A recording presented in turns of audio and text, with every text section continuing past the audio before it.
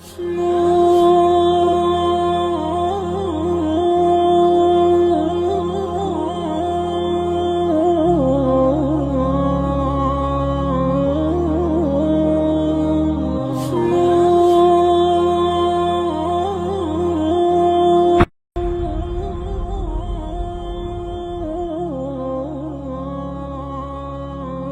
June 1957 পাকিস্তানের পাঞ্জাবের attack জেলার কাছাকাছি পীরদাদ গ্রামে জন্মগ্রহণ করেন মুহাদ্দিসুল আসর মুহাক্কিক হাফিজ জুবায়ের আলী জাহি রাহিমাহুল্লাহ। তার শিক্ষা জীবনে তিনি অধ্যয়ন করেছেন জামে মোহাম্মদিয়া এবং সেখান থেকেই দাওরাই হাদিস করেছেন। তাছাড়া ফয়সালাবাদের বেফাকুল মাদারিস আস-সালাফিয়া হতে ফারেগ এবং পাঞ্জাব বিশ্ববিদ্যালয় থেকে 1983 সালে ইসলামিক স্টাডিজে এবং 1994 সালে আরবি ভাষার উপর MA করেন মুহাদ্দিসুল আসর।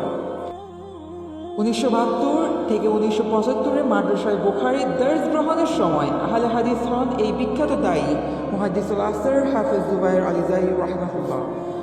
হাফিজ জুবায়ের আলী জাহি রাহিমাহুল্লাহর বেশিরভাগ রচনাই গবেষণামূলক। তিনি উর্দু ও আরবি উভয় ক্ষেত্রেই তার নিজের অনেকগুলো বই রচনা করেছেন।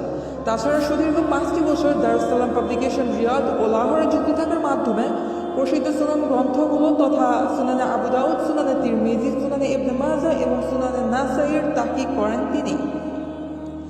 তাছাড়া তার অসংখ্য তাহকিক ও তাকরিজের গ্রন্থ রয়েছে যা ইনশাআল্লাহ তাআলা ভিডিওর শেষের দিকে আমরা উপস্থাপন করব।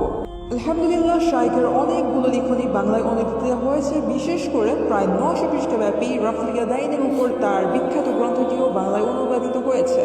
তাছাড়া অনুদিত হয়েছে এক নজরে সালাত, কোরবানির আহকাম ও মাসাইল, তারাবির রাকাত সংখ্যা, সিরাতে রাহমাতুল্লিল আলামিন সাল্লাল্লাহু আলাইহি ওয়াসাল্লাম, সালাতে হাত বাঁধার বিধান ও স্থান, আহলে হাদিস একটি বৈশিষ্ট্যের নাম ইত্যাদি।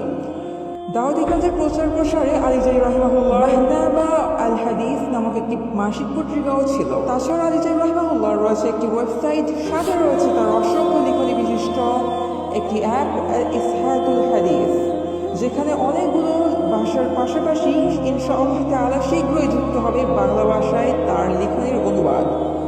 হাফিজ জুবায়ের আলী জাহি রাহিমাহুল্লাহ রবিবার 10 নভেম্বর 2013 সালে 7:30টার দিকে বেনজির ভুট্টো হসপিটালে তিনি ইন্তেকাল করেন।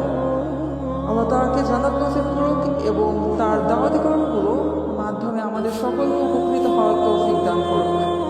আমিন।